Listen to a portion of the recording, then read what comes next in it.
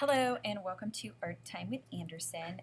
This is how to turn this photo into what I call a digital daguerreotype. So the look of a daguerreotype but with a digital photo. This was actually taken with an iPhone using the portrait depth effect. Notice the nice even lighting. So in this we're going to use adjustment layers. I always like to just make an extra copy of that layer so that I have my original layer, although we are going to use adjustment layers, which is non-destructive editing. So first I'm going to come, because I know I want it to be a black and white, I'm going to come to the layer menu, new adjustment layer, black and white. So now I'm going to have the same capacity to edit, but this layer right here I can actually come back in and re-edit it later on. So I like the way the red lightens it up. You can also actually try these filters right here. Kind of see what that does. Whoa. Okay, and depending on what you're looking at, like landscape, etc. Let's try the neutral density. I kind of like the neutral density. Let's bring a little bit of the color back in the skin. Okay, that's going to darken in the background a little. Okay, I'm going to come back to default. Just do that just a little bit there. Okay, I'm liking that, but I definitely want to pump up the contrast on this guy a little bit. So I like what it is, black and white, but I'm ready to get the contrast going. So I'm going to come into layer, new adjustment layer. Yes, the first one you see is brightness and contrast. Don't be seduced by the brightness and contrast layer. Try to use the curves layer.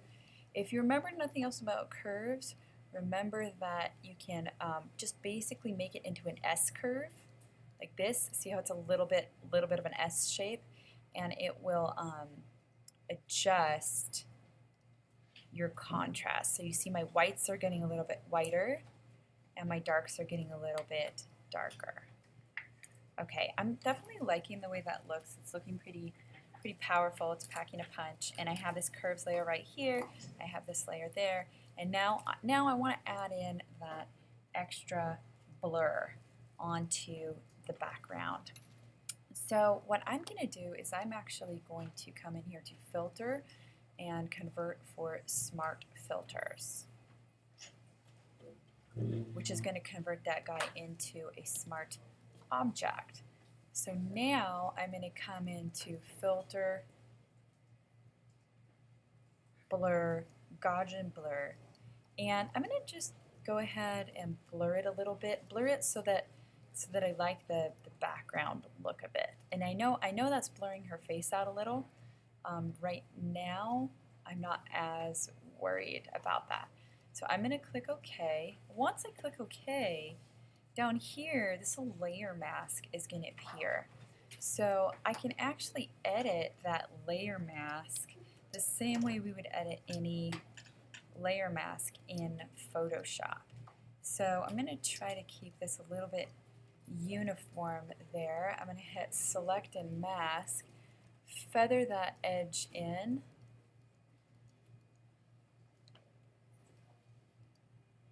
Okay, feather it a little bit more and a little bit more and a little bit more.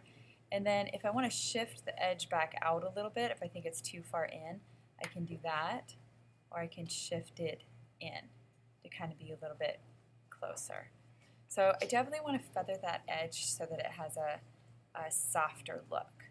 So I'm back here, I'm on my selection, okay, but I want her to appear clear.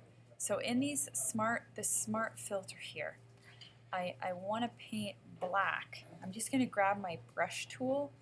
I'm going to go ahead and make it 100% hard because I already have my selection working here with my feather.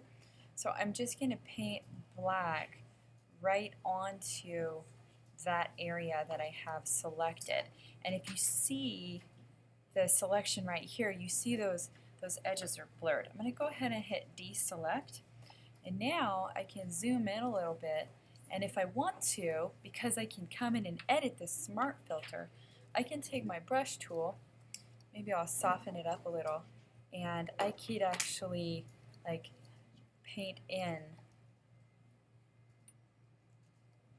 I could paint in a little bit more. I could like add a little bit of blur here and there, or I could just grab the white, or excuse me, the black, and make sure that her face and her hands are really, really coming out a lot. But I could come in and add just a little bit of more artistic blur to the hair itself.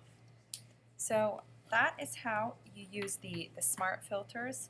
I think if I hit option click, it'll kind of show you what I painted in. So I really painted in for kind of like the face and the hands, but let some of the hair be nice and soft. Play around with that blur a little bit from there. So that is how you create a digital daguerreotype using adjustment layers and smart objects. From there, you can do a frame on it.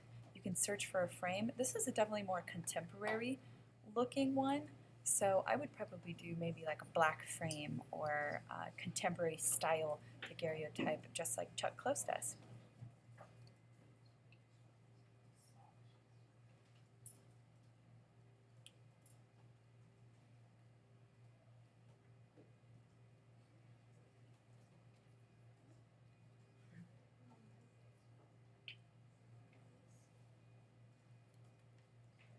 What I like to do too is come into view, go to screen mode, and full screen mode, full screen. There we go. And we get a look at the final product. That's a digital daguerreotype. Thanks for watching Art Time with Anderson.